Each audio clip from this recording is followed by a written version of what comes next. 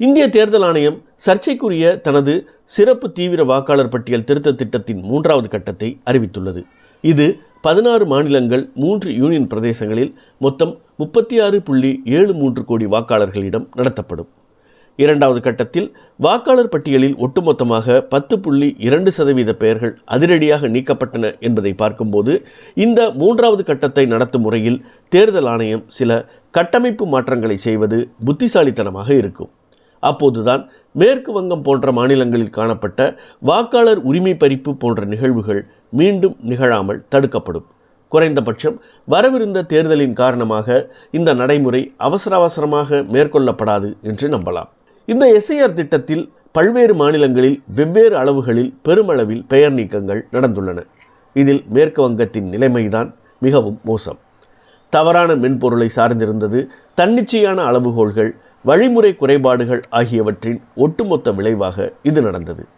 இவை அனைத்தும் சேர்ந்து விளிம்பு நிலை மற்றும் சிறுபான்மை சமூகங்களைச் சேர்ந்த வாக்காளர்களை விகிதாச்சாரத்திற்கு அதிகமாக பட்டியலில் இருந்து நீக்க வழிவகுத்தன. மேற்கு வங்கத்தில் இது குறிப்பிடத்தக்க அளவில் இருந்தது. பல மாநிலங்களில் இந்த சிறப்பு தீவிர திருத்த திட்டம் பின்வரும் குறைபாடுகளால் பாதிக்கப்பட்டது. மாநிலங்களில் உள்ள அதிகாரம் பெற்ற தேர்தல் பதிவு அதிகாரிகளுக்கு பதிலாக புதுதில்லியில் உள்ள தேர்தல் ஆணைய அதிகாரிகளிடம் தரவுகளும் முடிவெடுக்கும் அதிகாரமும் குவிக்கப்பட்டது. வாக்குச்சாவடி சீரமைப்பை கணக்கெடுப்பு முடிந்த பிறகு செய்யாமல் அதற்கு இணையாகவே நடத்தியது.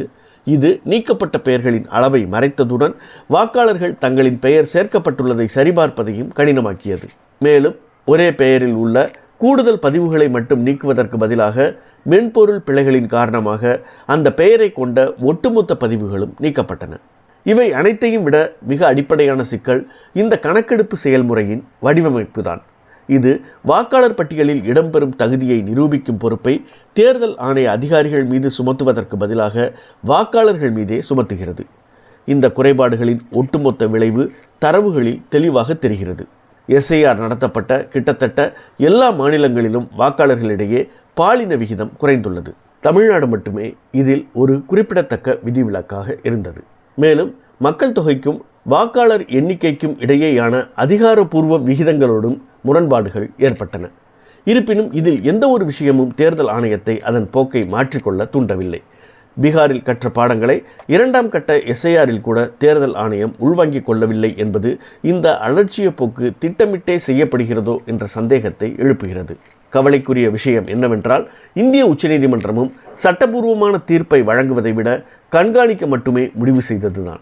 மக்கள் பிரதிநிதித்துவ சட்டத்தின் பிரிவு 21/3 பற்றியும் வாக்காளர்கள் மீதே தங்களின் தகுதியை நிரூபிக்கும் சுமையை ஏற்றுவது பற்றியும் அடிப்படை கேள்விகள் இன்னும் தீர்க்கப்படாமல் உள்ள நிலையிலும் கூட கூடுதல் அடையாள ஆவணங்களை ஏற்றுக்கொள்வதற்கும் நீதித்துறை அதிகாரிகளை நியமிப்பதற்கு மட்டுமே நீதிமன்றம் உத்தரவிட்டுள்ளது.